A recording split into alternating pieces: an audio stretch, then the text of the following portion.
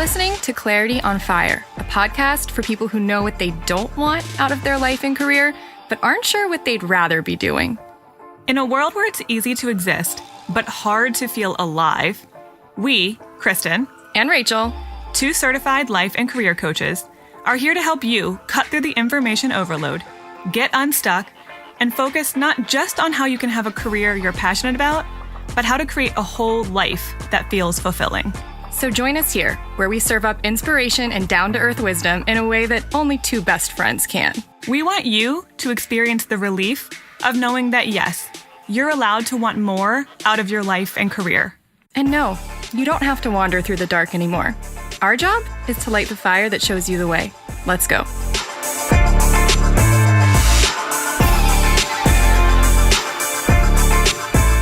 Welcome to another interview with a normal person. This is a great normal person, too. You're going to love her. Are you talking about me or everyone else? Everyone. Oh. You already kind of know her. But I'm jealous, okay? Because I didn't actually get to speak to Lana, even though I was in the same room as her. Wait, you didn't? No. Oh, you have never even spoken. spoken. So Kristen and I went to an event. We spoke at an event for 6 Degrees Society in D.C. By the way, and we will link to this in the episode description, 6 Degrees Society is a really great networking group that has chapters all across the country for women. And they do monthly events in each city, pretty much. They have like a local organizer in every city. And so we did a speaking event about finding your passion and purpose earlier this year in January. And Lana was in the crowd. And she actually, we found out later, had done one of our courses. I think she did the Passion Profile short course, right? At some point, and had been following us for a while. I think I'm remembering that correctly, but I'm not positive. Sorry, Lana, if we're, slandering you or something right now. I do know that she's been a longtime Clarity on Fire follower. That's what I know for sure. And I just remember her so well because she was so tall and beautiful and incredibly well dressed. Of course. And now I know why, because she's a stylist. And she asked a really great question, and then you guys chatted with her, or you chatted with her after the event, and I didn't get to talk to her, and then you left. I just instantly loved her. And you were gushing about her, and I was mad because I didn't get to meet her, and I still haven't gotten a chance to talk to her. So I guess that I will get to know her with the rest of you in this conversation. Yes, you'll love her, I promise. Okay, so tell me more about Lana. All right, so I'm going to read Lana's bio so you can get a better sense of who she is before I dive into my conversation with her. Lana Jackson is a wardrobe stylist and founder of Narrative Styling, an image consulting firm that helps women build versatile and effective wardrobes that work from day to night and every occasion in between. Lana believes that style can be used by women to take back their power, because the way you style yourself can give you power over the story you present to the world and change the narrative of how you feel and how you want others to feel about you too. Lana is passionate about teaching women how to simplify their dress routines, make the most of the clothing they have, and find clarity with a beautifully refined wardrobe, one that fits their lifestyle needs, allowing women to focus on the things that really matter, like their family, career, and other passions. That it sounds like you're going to do a lot of style conversation with her, but from what you told me, that was only a portion of what you guys got into. Yeah, but that was just a little piece at the end. We actually talked a lot about Lana's journey to how did she even figure out she wanted to start this business in the first place? Because she used to be where maybe a lot of you guys are, which was completely stuck, really unhappy in her job, having no idea what to do and knowing it's not this, but I don't know what it is instead. So we talk about how she figured that out and how it's actually going now that she's building her business on the side of working. But she is working full time. She's still working full time and building a business. So very relatable. We'll relate to that as well. Yeah. And so it's a really real conversation about figuring out who you are, what you care about, how you want to present that to the world, and then the actual sometimes hard work of making it happen. I guess we'll have to listen to find out why it's called ghosting your job. Yeah, you're going to like that. Okay. She does give some style tips too, because I was super curious and I'm no stylist, so I was selfishly asking for myself as well as everyone else. I'm excited about this one because I really like when the normal person interviews blur the line with expert interviews. Yeah. And that's kind of the point, is to illustrate that everyone is an expert in something, and we're interviewing Lana more in her capacity as like a normal person trying to pursue her passion while doing the daily grind. but she's also an expert at styling. So I just love it. We're proving the point that everyone has wisdom and everyone has something to say, regardless of who you are and what your quote unquote credentials are. So boom. I love it. I'm going to go listen to this episode now. All right, let's go. Bye. Hey, Lana. Hey, Kristen. Hey, how are you? I'm doing well. How are you? I'm good. I'm so excited to talk to you. I've been excited about this interview. I'll first preface this and say, Lana and I met at a Clarity on Fire event, which is a weird thing. Clarity on Fire does not do in-person events, but we did randomly earlier this year. And Lana and I met, and we just chatted for like a quick second. And I was like, I like this girl. There was just something about you.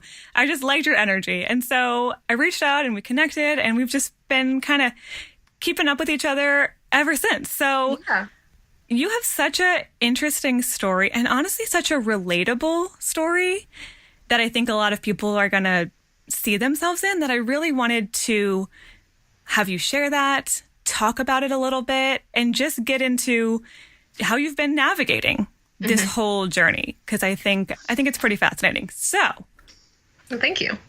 I want you to take us back to, I don't know how long ago it was, maybe a few years ago, back to when you were feeling really lost and you really had no idea what you wanted to do with your career and your life.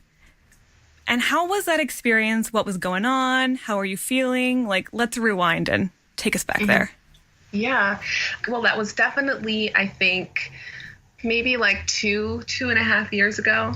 And I was and have been working in a very traditional kind of corporate job. I work for the government in finance and IT and some other things. And I've been doing so for about 7 years. And I was doing it because I had all these other desires and passions, but my family was going through some things, and working in this capacity was really helping them. And I was kind of like, well, I'll just do this and I'll just have my fun on the weekend days. And to use your passion profile language, I think I thought I was a thriver. I was like, oh, I'll just work this, little basic 9 to 5, and I'll do my time. And then on the weekends, I'll have my fun and I'll be free and it'll be fine. Right. And yep. So side note, thrivers are those people who, this is for people who are like, what is a thriver? Yes. Those people who work for them is a means of, kind of like a means to an end that allows them to express their passions more fully outside of work. Like, they don't even want to combine their passion with their work because that would kill the fun of it. So work gives them freedom and stability to pursue their passions. And you were thinking that you were a thriver. You were trying to act like a thriver, I guess I'll say. But that didn't feel right. Nope. And it was just kind of like, I just got to a point, it was about 2.5 years ago, and I just started to feel like really just trapped and stuck. And I'll just be very like blunt. Like, I have a very strong relationship with God. My faith is a very big part of who I am and a very big part of my just identity formation. And I think God was really getting at me. Like, you're not really happy here. Like, that this really isn't who you are. Because I was I was kind of like ignoring that. And I was like working and trying to do me on the weekend and in my free time and friends and other pursuits. But it just got to a point about 2.5 years ago where I literally recognized that, like, the things that was happening to me at work were not normal. And it was like, I would be at work and I can just see it as clear as day. Like, I was like a ghost. Like, I would walk the halls because I was bored to tears. I would just sit in places and sulk. Sometimes I would cry. And I would just be like, I did that for like the longest time, for like 7 years. But then at the 2.5 year mark, I was like, this isn't, or 2.5 years ago, I was like, this isn't normal. Like, I started to really reevaluate, like, why do I feel stuck? Why do I feel trapped? Why am I so like sullen at work? Like, why am I so depressed? And I started to realize, like, I'm not really living into who I really am. And who is that really? And so I think I had like this, I think I was on this Myers-Briggs kick, and I was just taking all these personality tests, and what I was really trying to figure out is, like, who am I? Like, who is my authentic self? And because I thought if I could figure that out, then maybe I could understand, like, why am I responding this way to my life and my work and all of these things. And so I started to, I think I found, did I find clarity on fire? It might have been later that I found that, but I was on this Myers-Briggs kick and going through a lot, I think, with my family and just coming alongside them in some difficulties. I had a younger sister that developed Lyme disease, and it was just really bad for a long time for her. And that took up so much of my time and energy. And I was just like, whoa, like I need to figure out who Lana is. I put myself into counseling. I got a life coach, which I know you'll appreciate. Absolutely.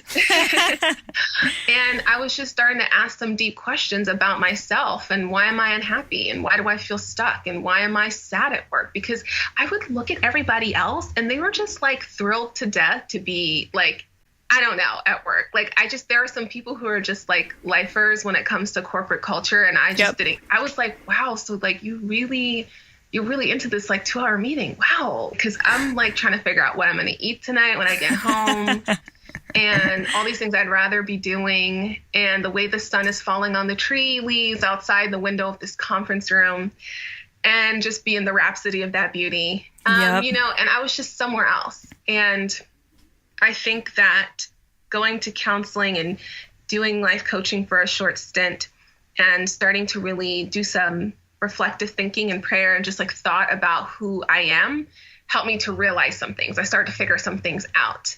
I started to figure out that I noticed some patterns.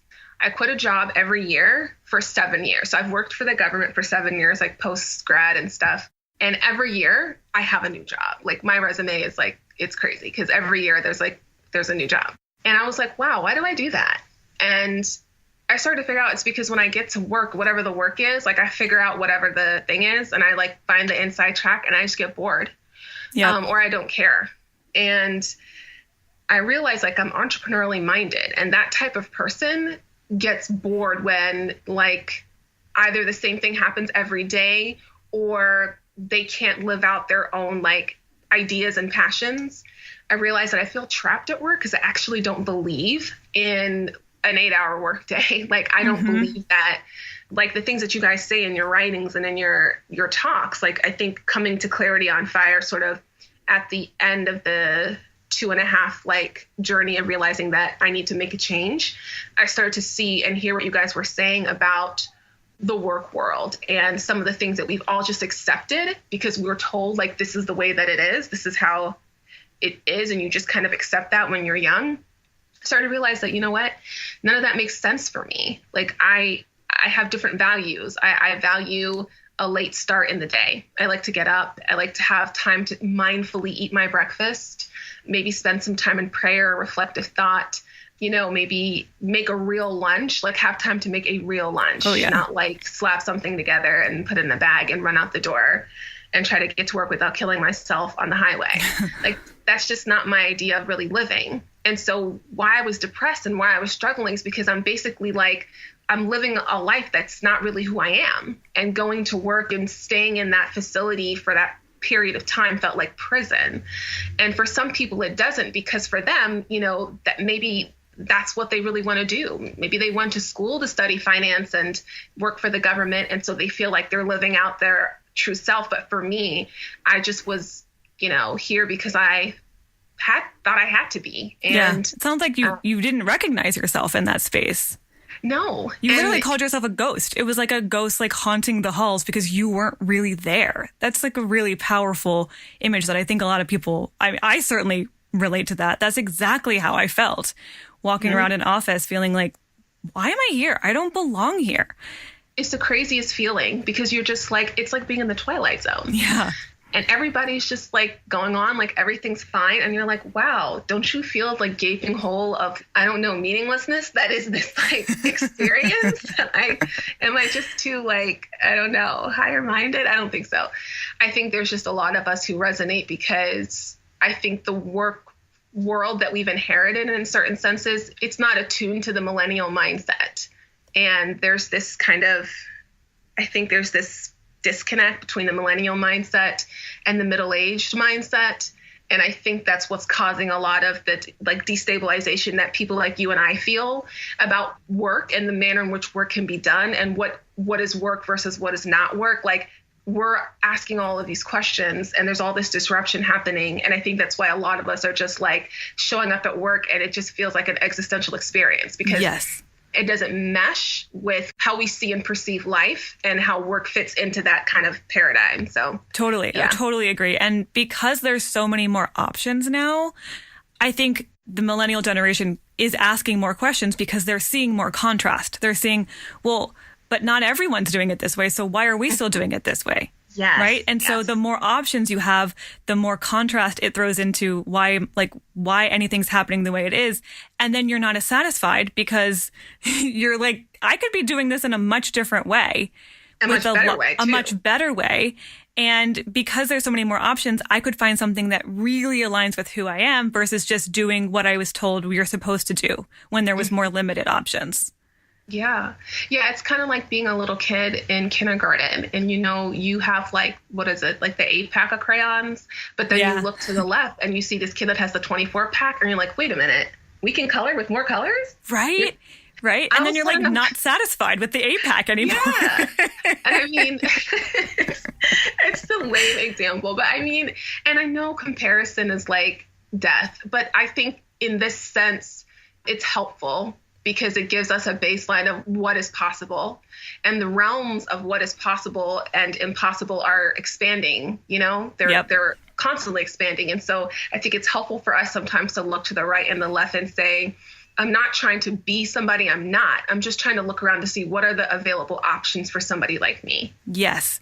Yeah. And the difference there is, are you judging it or are you just openly looking almost like you're flipping through a catalog? Do you know what I mean? Like, look at all these other choices. It doesn't mean I'm bad and they're good or vice versa. It just means there's more options than I thought were possible. Yeah. Yeah. There's more colors to color with. There's more color. I love that analogy. I think that's great. Also, who doesn't love coloring? I definitely have some adult coloring books hanging out in the back of my room right now. So this leads me into, you're realizing that there's more options. And it's leading me into wondering, okay, so once you noticed that there was more choices for you, how did you narrow down what you actually did want to do? Because it was clear that this was not right? Yeah. Staying in these government corporate type jobs was draining your soul, right? You didn't even feel like you could be yourself there. And so you look around and you're like, who am I in this space? And what do I really want? And you're seeing what else is possible. And that can be really overwhelming to have almost so many options that you could consider, especially as someone who's entrepreneurial minded, right? You could have gone in a million different directions. So how did you figure out who you were and what really did matter to you and what you wanted to do with that in a career sense? Big question, but I'll let you take with that, do with that what you will. Okay. Yes, it's a big question, a deep one. I'm trying to figure out what door to walk through. I think it started with a couple of realizations. I think that kind of restricted my choice because I do think creativity needs boundaries because otherwise it's like anything in the world is possible, but it's like, wow, that's a lot.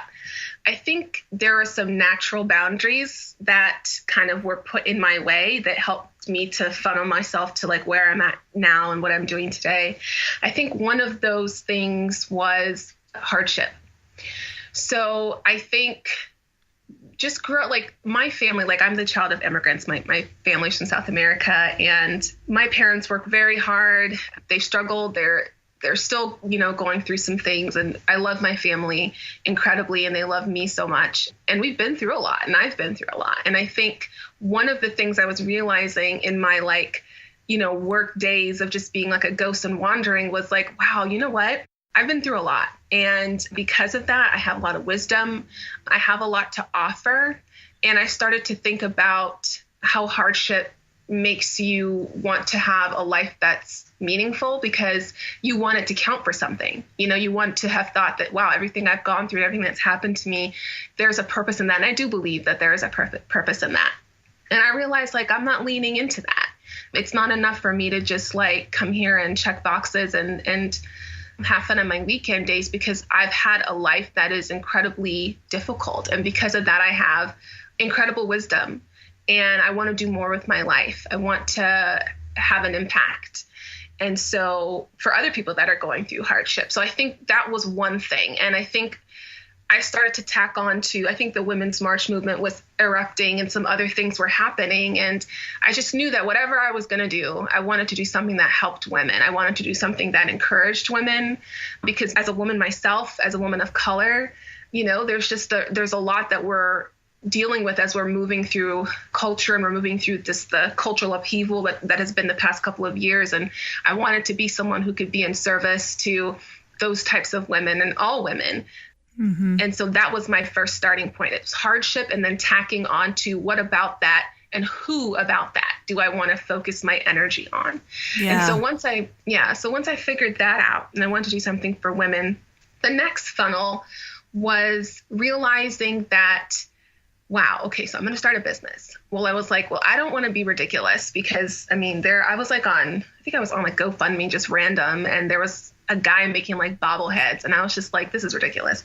I want to do something that solves a problem for people, because I think businesses, while not all businesses feel they need to be socially conscious, and I don't think that there should be this pressure that we always have to be, I do think of business as problem solving. And so if I'm going to do something, it's going to be making lives easier for somebody, because that feels useful and that feels purposeful. And so that was the second thing. So I want to help women. I have a lot coming out of hardship. I want to help women. The second thing is I want to solve a problem for women. And I think the third thing was thinking about, well, what do I have, right? What's in my tool belt? What do I actually have that I could like market, or that I could convert into a service or a product? Do I have any natural inclinations? Do I have any skills, or is there something that I do that people find, wow, that comes easy to you? And so for me, I was just like, well, my background's crazy, but I started off after high school. I've always loved fashion. I've always felt really compelled to just like the creative process. Always been drawn to art and the performing arts and just like that whole world. So after high school, I moved to LA. I'm from DC. Moved to LA, studied fashion, finished my degree, started working for O'Neill, the people that make wetsuits, and started dabbling a little bit in that fashion industry. So I had this whole education about the fashion industry, about, you know, the retail environment, understanding how clothes should fit, on top of this, you know, natural inclination to fashion and clothes that I've always had. I mean, when I was bored, like I would come home from school and I would I'd watch Oprah, I'd do my homework, and then I would be like, I'm bored, I'm going to go in my closet, and I would call it, I'm going to go shopping in my closet. I love that. So, yeah, I mean, I would just like take things out of my closet and I would make new outfits for the week for school. Like that's literally what I did when I was bored. As a kid, I would just make up outfits. And so I was like, wow, that's weird. You know, like, and I've got this educational background, and I've got this love and passion for style and how things fit. And in my friend group and people that know me rely on me, like, hey, this wedding is coming up. Can you help me find something to wear? Or, you know, they'll text me, hey, I'm at, you know, I don't know, Target, and I think I want to get these like leopard print flats, but I don't know what I would wear with them. Like, what do you think? And I was like, it just all came together. And the funny thing is the apex of this whole, like me exploring, like, what do I have and what comes easy to me, the apex of the whole thing was I was at DSW of all places. And I think I was with my sister, and I was just browsing. I don't even think we were going to buy anything. I was just looking around, and this woman came up to me and she was just like, I need help. Like, I have this job. I just accepted this job as a chemist in this lab, and I need to find sensible shoes that aren't ugly. Like, what do you think about this? Or what else in this store could I wear that, you know, would still be just a little bit like feminine and fashion forward and not look like nurse shoes? And I was like, oh, let me help this lady. And then I'm helping her, and I'm like, wait a minute. This is like a thing though, right?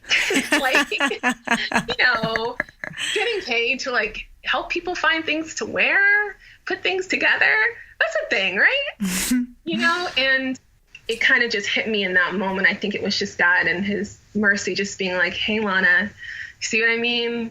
You've got something there. Like, that's just not this lady coming to you. Like, actually, in that moment when she was helping me, and it was like a movie. It was like her mouth was moving, but she wasn't talking. And it had this like aha moment of, this happens to me every time I go to the store, like Kristen, like every time I go to the store. And I'll be with friends, I'll be with family, and people just come up to me like a moth to a flame. And there's all these other people they could talk to, but they just walk up and I don't know what it is about my face or how I'm dressed, but they just walk up to me and they're like, can you help me? And it's always happened. And it wasn't until that moment in DSW that I actually thought about all the other moments before over the course of my life where that always happens to me. And so I think that was when I realized I have some things in my tool belt that could help, that I could use, that I could monetize, that I could figure out how to organize into a business. And then it was like styling. And I had reached out to a life coach and we were working through like, what does this look like? And how are you going to go about it? But it was really those three things of like hardship and knowing I had something to offer. It was, and in that figuring out, who do I want to serve with the wisdom I've gained through my difficulties. And then second, realizing I want to solve a problem. What problem do I want to solve? And lastly, it was, what do I have? Like, what are my tools? And from there, I arrived at personal styling and realizing that's not just a thing for celebrities. Like, people, all kinds of people need help finding things to wear for the life they have, for the jobs they work, for the families they serve. Like, clothes are necessary for life. And, like, it's a privilege to have clothes on our backs. And if we are fortunate and blessed to have that privilege, then I want to help people to make the most of that. And that's kind of how I got here. That's amazing. I also love how this is clearly, you've like thought through this in hindsight and you can like see the steps you took. And I'm sure in the middle of it, it wasn't clear all these steps you're taking, right? No. But now you can look back and say, oh, there was a plan to all of this, right? There really was phases of this, of the exploration that I was doing. And every single thing that I have done, all of the hardships I've been through, all of the times I've accidentally helped people, right? It just kind of came so naturally, which I don't believe in coincidences, by the way. Those were all synchronous moments that was building up to get you to where you are now, right? So you're looking back and you're seeing the hardships and those synchronous encounters with random people in DSW, right? And random stores who were asking for your input. And the fact that as a kid, you were playing stylist to yourself and shopping in your own closet, right? All of these things might have seemed random or almost like things to overcome or things to deal with at the time. But now you can put the pieces together and say, actually, this was all leading toward where I am now, where I'm combining all of these facets, my hardships and the fact that I want to solve problems and the fact that I am a freedom-loving entrepreneur and the fact that I have this gift for style and design and telling stories with clothes and empowering women through the way they present themselves to the world. And all of that combines into recognizing that this is the next phase of what I'm meant to be doing. Yeah, absolutely. Really, really cool. Yeah. And I love how you said the next phase of what I'm supposed to be doing because, I think, I don't know who said this, maybe it was you guys because I listen to you guys so much, but I think somebody said that what I'm doing is for now, and this is the next phase that I'm stepping into. And everything is about the next thing. So I don't know what the next phase of my life looks like, but right now, like, this is what I'm supposed to be doing. And so I'm leaning into that and I'm excited about that. I'm like nodding vigorously over here. Yes, yes. And it's not about figuring out what you want to do from now until the end of time. Right. It's about recognizing this feels like the right next step. And you follow the breadcrumb trail, right? And you follow those synchronicities and those gut feelings that tell you, that kind of whisper to you, now it's this, now move here. And that's what that 2.5-year period sounds like it was for you. It was the going inward. It was really deeply examining, how did I get to where I am? What do I really want? Who am I? And how do I express that through my work? And again, I just love that you took us through those steps, right? Of like identifying what are the hardships that I've been through that I know other people are also going through something similar. And how can I translate that into something positive and empowering?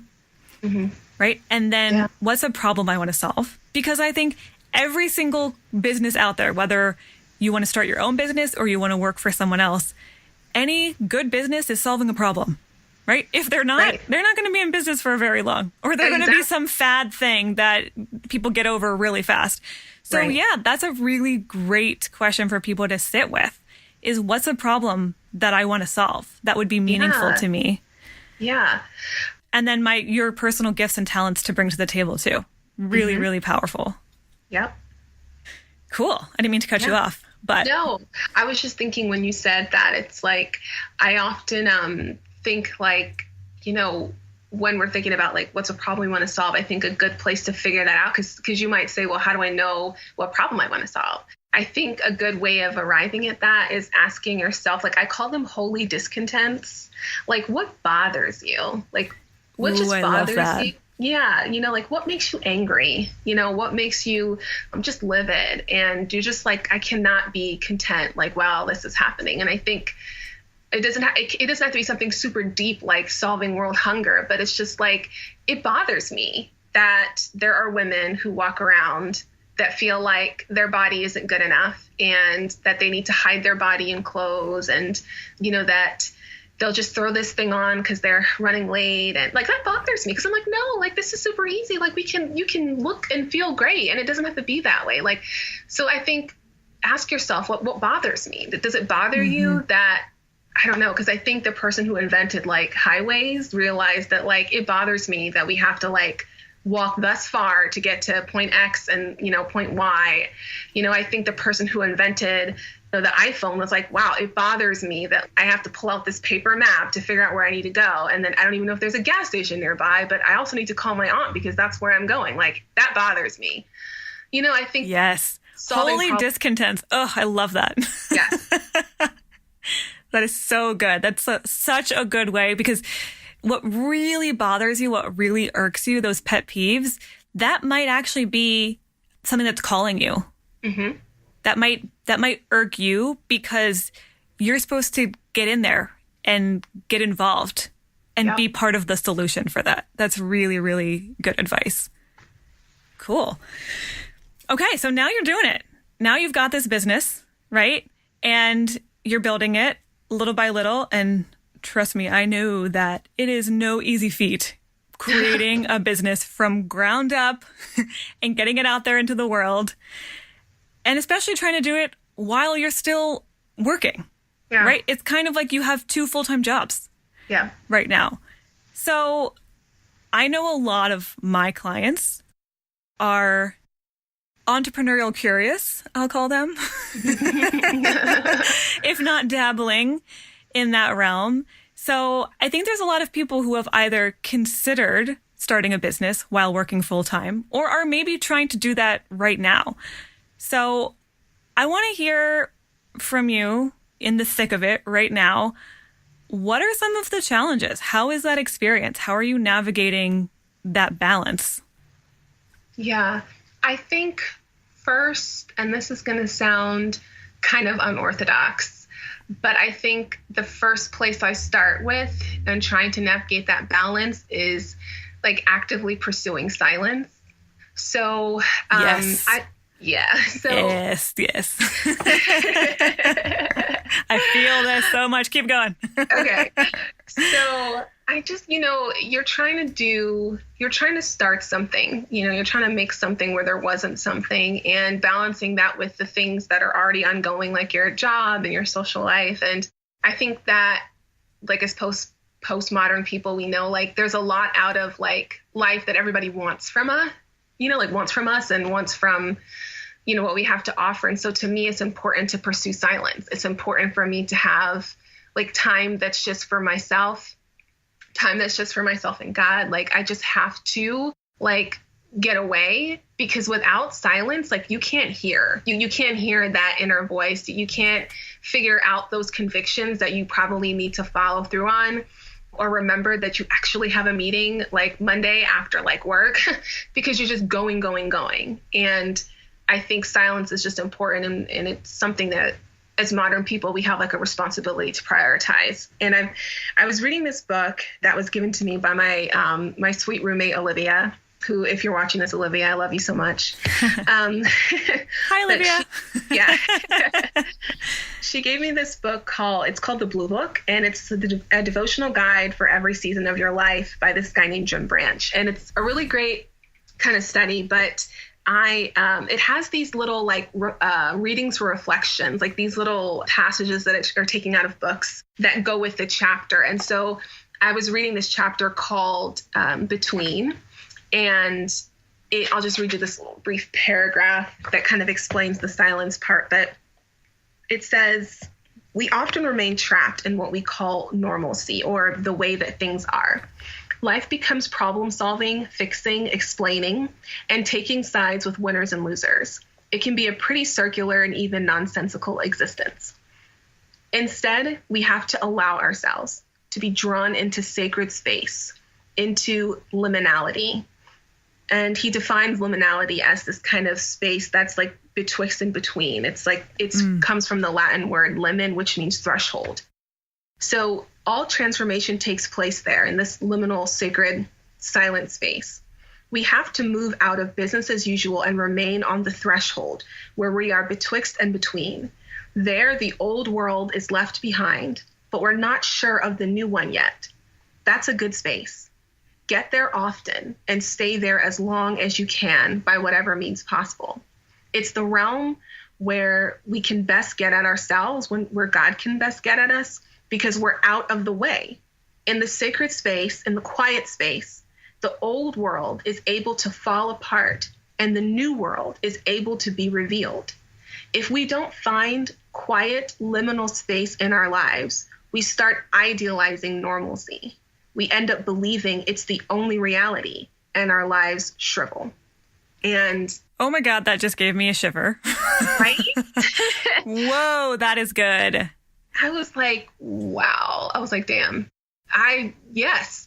So I just feel like this liminal space that he talks about, this quiet space, it's like we have to get there like soon and stay there as long as we can, because that's the space where actually like real transformation happens. When you're quiet, when you're alone, when you're reflecting, like that's where you can think. That's where things can come to you. And what scares me more than anything while I'm trying to balance building this business and working full time is that I am going to miss out on something great that I'm supposed to do, be, feel, think, or realize, because I'm running around all the time and I'm not making space for that quiet liminal, like transformative space. I need that space to thrive as a creative person.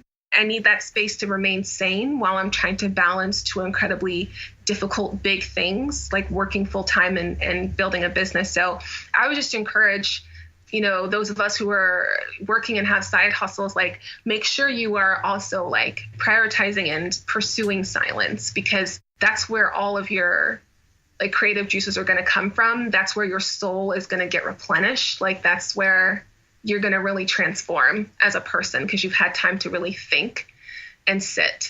So, yeah. Oh, that is so good. So good. I just want to like drink that in. And I'm also thinking the whole point of why you wanted to create a business that was more reflective of you was because you had been feeling so disconnected from yourself. And it would be so easy to, in the hustle and bustle and busyness of building a business and working full time and having, a life outside of all of that too, to still be disconnected from yourself because there's so many other things demanding your attention. And so if the whole point of this is to feel connected and true to yourself, then if you didn't leave time for that silence, you're missing the whole point. Right. Yeah. Oh, that's amazing. I want to go get this book now. I'm definitely going to link to it in our show notes. Sure. The Blue Book. That sounds right up my alley. Cool. Well, thank you so much for sharing how just like the realness of that experience, right? Because it's it's challenging. And the first thing that usually goes out the window is time to ourselves. Downtime, quiet, spaciousness. That's the first thing that we would deprioritize when everything else is demanding your attention. And for someone who I know is juggling a lot right now, to so openly share, this is actually my sanity saver. This is the thing that I cannot lose sight of. I think it reminds all of us that that's where your true power and creativity and sense of connection comes from. So it can't fall to the bottom of your to-do list, because then everything else falters because of it. Right. Yeah. And I mean, it's hard. I'm not going to lie. I'm not going to act like I always have my quiet times, what I call it. I'm not going to act like I always, get it in, but I fight for it. I fight for it, and I'm afraid of what I'll lose if I don't have it. And I think that's what gets me there.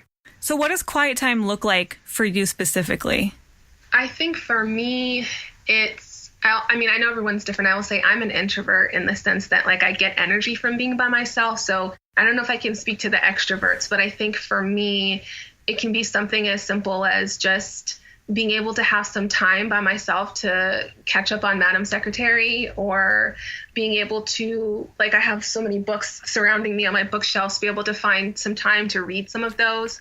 I also think my quiet time with God is important. And that's when I really sit, I'll sit for 2 hours. I might read a little bit from my devotional book or my Bible and pray and just think through some things about what God is saying to me in this season, what I'm feeling. Why do I feel this way? It's very self-reflective. And when that time's taken from me, I'm not a nice person, because I just haven't had that time. And it's incredibly restorative. And I hear things, and it's not weird voices. It's not like that, but it's just impressions upon my soul. Yeah, I think that's what it kind of looks like. And it's funny, have you heard of Cleo Wade? No. Oh my God, Kristen, I can't wait to share this with you. So there is this incredible soul out there, and her name is Cleo Wade. And a lot of people call her the millennial Oprah, but it's so much more than that. She is a poet, and she kind of, I think, rose to fame by installing a lot of her poetry on big spaces, big industrial walls, or rural spaces and whatnot. And cool. She wrote a book called Heart Talk, and she's been on touring her book. And it's a series of poems that talk about a lot of mantras, a lot of self-speak. And I had the privilege of hearing her speak in DC at the Wing. I'm not sure if you're familiar with that. It's a women's social club. Yeah. And she was talking about self-care and how that, we think it has to be yoga, or it has to be I don't know, sipping tea on our porch. And it's whatever you need to do to decompress. For me, that's spending time with God, or reading my Bible, or watching TV. I love Madam Secretary. I got to catch up on my shows. And that's just what I need to do by myself with no interjections. Yes. And I love that you're describing this as not just sitting in a Zen pose, meditating for hours on end, because that seems really inaccessible, I think, to a lot of people. It can be watching a show, or reading a book, or just sitting with your journal and seeing what intuitions and messages come to you, and asking yourself questions. It can be more active, but still quiet. Yeah. Yeah. And I mean, it's just, I think there's this whole Pinterest, Instagram image of what we think self-care looks like. And it's not that. And that's what I learned from Cleo. It's doing the things that make yourself feel cared for and loved. And for her, I think it was also eating Chinese takeout and also catching up on Madam Secretary, and we bonded over that. But awesome. It's doing whatever makes you feel like your soul can be at peace for a little bit. If you're standing in line in Target, and it's I just need to stand here and read this glamour for 15 minutes because it gives me some relief, then, do that. Then that can absolutely count. Yep. Yeah. I love that. Cleo Wade. Okay. I'm gonna look her up. For sure. I'll also put her in the show notes too. Okay. We'll gotta check that out. Cool. So I want to switch gears for just a second. And you are a stylist, and I am not a stylist. So I selfishly, but I also imagine there might be other people listening who feel the same. Would love to hear a little bit more from you about style as a means of self-expression and storytelling, and maybe some tips that you want to share for people who want to feel a little bit more authentic in how they're dressing themselves and presenting themselves to the world. Mm-hmm. So it's broad. Should I just spew out random tips, or is there like something specific I should speak on? Or that is broad. I'm kind of curious. I'm thinking of women listening to this right now who know that they're not necessarily presenting themselves the way they want to. Like, they would like to feel more empowered the way they go to work, or the way they present themselves in, I don't know, even just social situations or interviews. Mm-hmm. But they don't know how to express themselves through their clothing in a way that makes them feel comfortable, mm-hmm. but also powerful. Yes. And I'm wondering what you might have to say to those women. Yes, I have a lot to say to those women. Let me start first off by, like, you explained that it kind of helped me find my intro into that conversation. I think first I want to say, I think we're in a really special moment right now. I know there's a lot of stuff happening in culture, and it just seems like every day there's something like new that's wrong with whatever. But I think we're in a really special moment for women right now. I think we all know it. And I started to see that as I'm pursuing this styling business and working with women, because I only work with women, I started to realize that there's this huge need for us as women, as we're like tackling unequal pay, and we're tackling harassment in the workplace, and we are fighting for our work-life balances. And just as we're doing all of these things and rising up into positions of leadership in our communities and our workplaces, I just feel like there's this even greater need now for women to really present themselves as what they really feel and believe, and to really be whatever that value is, whatever that core value is, or whatever their brand is, to really be able to wear themselves on the outside. And I think you had said that in a previous conversation that we had. And that really excites me. And I just want us all to know that. I just want us all to sit in this moment of something is happening in culture where it concerns women and our personhood and our value and our identity. And because of that, there's more freedom for us in how we express ourselves, in the way that we dress. And it's a special moment to be a stylist in, to see around me all of these incredible women that are, some of them are older than me or younger than me or right next to me, and like yourself or Cleo. And I'm inspired to help us to look like ourselves on the outside. So I'll just say that. And the second thing is, what I would say to those women who, for sure, want to tell a better story with the way that they get dressed, want to authenticate more authority or power. Or I think one great place to start is, I really love the idea of, like, as we're coming out of this, or as we're moving through this kind of new wave women's movement, it's a great time, I think, to play with new neutrals. So a lot of the things that we call neutrals in style come out of menswear, right? Like khaki pants, like the khaki thing, like a blue and white stripe. Like, I'm thinking, pinstripes, like that comes out of like investment banking, and all of the things that we see as neutral come out of like menswear, really, right? And that's a really good point. I've never thought of that. Yeah, it feels very stuffy, and I think that's why when we get ready to go to work, especially those of us who work in corporate America or in a traditional fashion, feel like stuck. It's because we're trying to express our femininity, and we're trying to get dressed based on like other people's rules and based on what was acceptable, because at one point, a lot of our industries were very male dominated.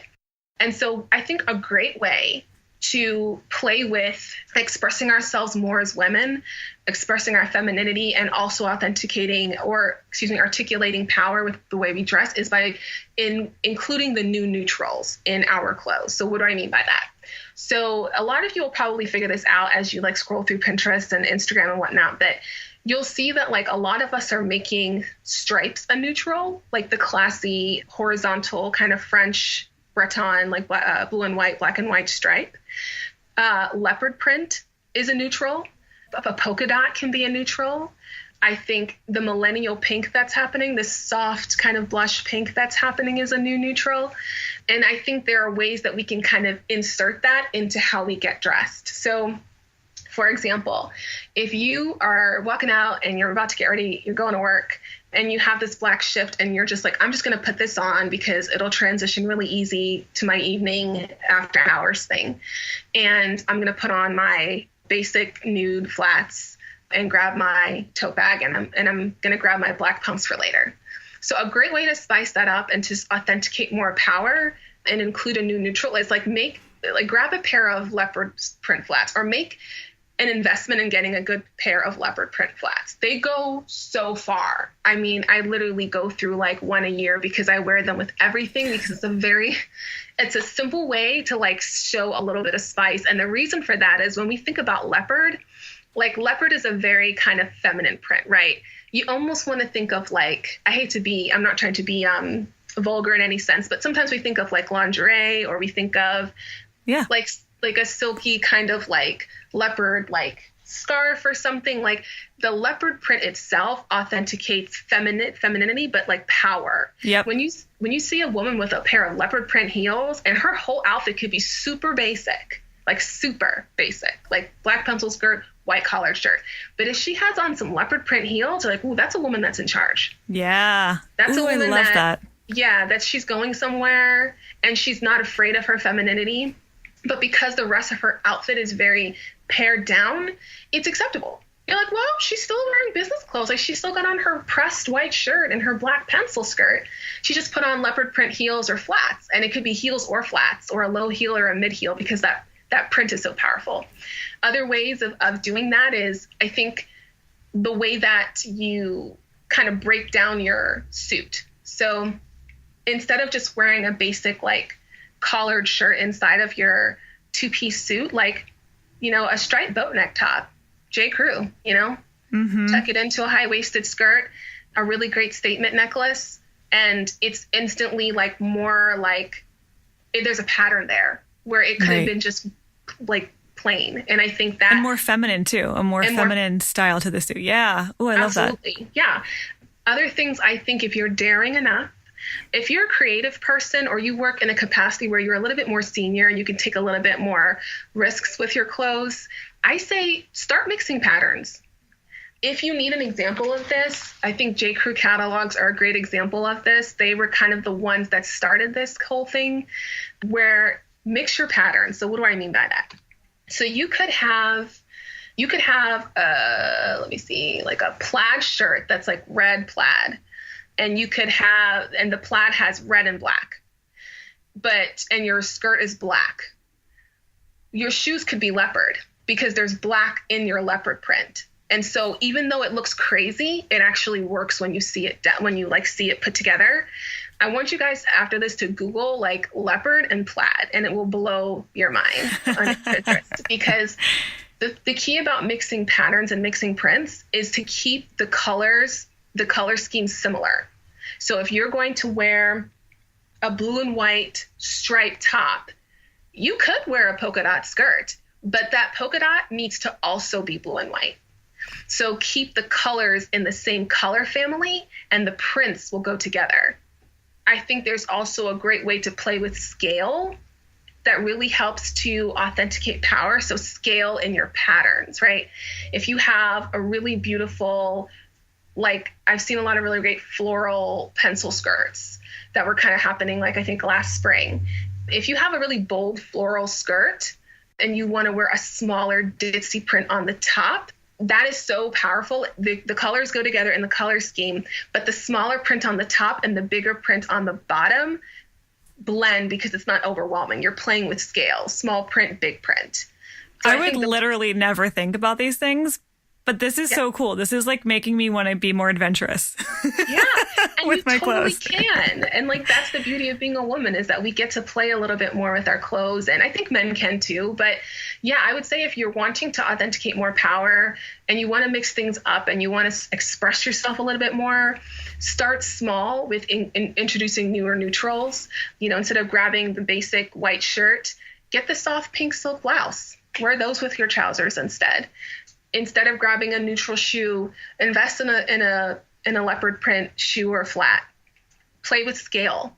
make sure that when you have two patterns, that you have one that's a small print and one that's a big print, and not two big, huge prints or two small prints that, it's not really giving you enough presence. I think those are some great places to start if you really want to do a little bit more in terms of coming across as stronger and bolder.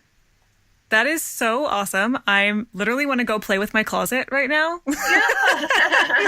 Wait, what can I go together? Because this is blowing my mind. Cool. So I'm imagining there's probably some people who want to know a lot more about what you have to say about this and who maybe want to work with you, who are like, I also never thought about that. Wait a minute. She could revolutionize my wardrobe. So if someone wants to find out more about you or possibly work with you, how does that work? Where can they find you and how could they work with you? Yeah. So you can find me on my website, which is narrativestyling.com. You can also find me on Instagram. I'm at Narrative Style. And I have a Pinterest also. That's pinterest.com/narrative styling. And all of my channels, you can find me on all of those places from my website. And I'm actually running a promotion right now for spring. So you can get $100 off of any of my services if you use the code narrative. You can also get, if you want to get 20% off any service, you can use the code StyleMe. You can reach out to me. I always offer 30-minute free phone consultations to anyone. If you just shoot me an email at lana@narrativestyling.com, and I'm happy to set up a phone call, talk about questions you might have, or maybe you want to try styling, you want to figure out how to address some of your needs. I'm excited to do that. And I love doing those phone calls because it really helps me to connect with clients or potential clients to hear what their needs are, to help introduce the styling process. Because for a lot of people, they're just like, wow, I've never done this before. And I don't know, what does it even look like? Perfect. Yep. Yeah. Awesome. Well, we'll put those codes in the show notes too, so that people can just copy paste them if they decide to go use them on your site. Yeah. Awesome. Well, thank you so much, Lana. This has been really fun. And I've already had some aha moments from talking with you, so I'm sure other people will have too. So thank you again for your time and for just so candidly sharing your experience and for hanging out with me for an hour. Well, thank you, Kristen. And I just appreciate you and Rachel so much. And for everybody that's watching, I don't know that I said this, but Clarity on Fire is really a resource, I think, for a lot of millennials. And it definitely helped me in my period of struggling to figure out who I was becoming and what I wanted and how I was going to do this thing of starting my own company. And a lot of what they say and write and do helps to really assuage those fears and frustrations. So I'm honored to be on this show. I'm happy to give back in some way because I feel like I've gained so much from you guys. Well, thank you so much. That means a lot. And again, thank you for everything. Thanks for giving us your time and your wisdom. Yep. Loved our conversation. Thanks, Lana. All right. Bye. Bye. So something that you guys didn't talk about in the interview was that Lana is going to be speaking at a women's convention. I think it's called Women Empower, EMPOWER, Women Empower Expo in DC coming up. On Saturday, May 26th. So if you're in DC or in the area, going to be in the area that weekend, check out a ticket. Go listen to Lana speak. Actually, Cleo Wade is also going to be speaking, who we mentioned in our conversation. Cool. Kind of get a 2-for-1 deal there. Probably a lot of other great speakers, too. Oh, yeah. A lot of really powerful and interesting women, particularly business owners, I think, are going to be speaking there. So we'll link to that in the show notes as well. Neat. Okay, cool. So this conversation just reminds me to remind you guys that I get the sense that Lana is the type of person who has a lot of gumption and internal drive and can hold herself accountable. When she says she's going to do something, she does it, which is a blessed ability to have. But a lot of us don't have that superpower. It really is a superpower, and it's rare. Yeah, I'm really impressed by her. So I just want to remind you that part of what we do in one-on-one coaching is holding people accountable and getting you out of your head and thinking about doing something and actually helping you break it down and making it actionable. I think that we can waste years spinning our wheels trying to get ourselves from point A to point B. And we could maybe do it, but it might take 3 years. Whereas sometimes you can sit down, and I've seen this happen over and over again with the people we work with, that as soon as they have a little bit of outside structure and accountability and someone to help them see it from a bird's eye perspective, who's not their mom or their husband or their sister, who means well, but doesn't actually have unbiased, unfiltered perspective for them, once they get that support, it can happen in like a teeny tiny fraction of the time, which is a huge point of one-on-one coaching. So we haven't talked about that a lot yet. That's a huge part of what we do. We also bring up our clients all the time. Like, it clearly works, or else we wouldn't be talking about it all the time. And in fact, Lana gave some really great ways of how she went about figuring out her passion, but it might be challenging for you to know exactly how that applies to you. How can you take that and apply it to your situation? And if you're like, okay, that sounds great, I want to do what Lana did. I want to do a version of that suits me, but you don't exactly know how to put that into place. That's what we do in one-on-one coaching. We help really personalize that to you and your experience. So one question I'll ask you, just to get real, is, and I'm not talking about Kristen, I'm talking about you, the listener, is what is your life going to look like in a year if you don't do anything different? Yep. Yeah, probably much the same. So I think that the reason a lot of people end up in coaching is because they're like, I am so tired of my life looking the same, but I don't really know how to get myself out of it. And so I need to insert something into it that is bound to shake things up and insert some expertise and guidance and wisdom that I just don't have into the equation. So if any of you are like kind of teetering on the edge of thinking about it, I'm going to link to our one-on-one coaching page in the show description. And maybe this is like if you've been looking for a sign, this is it type of thing. Yep. And we wouldn't be coaches if we didn't bring up coaching. Also, I sponsor my own damn podcast, so I'm going to talk about the amazing things that we have to offer you guys. And if you don't want to listen, you can stop listening right now. Okay. But I love you. We'll send you a link. You can go read about one-on-one coaching. And if you are pretty serious about wanting to talk to us about it, you can fill out a little form right on that page, and we'll get on the phone with you. Yeah, you don't have to commit to anything up front. You just have to know that you're really interested in doing it. That's all.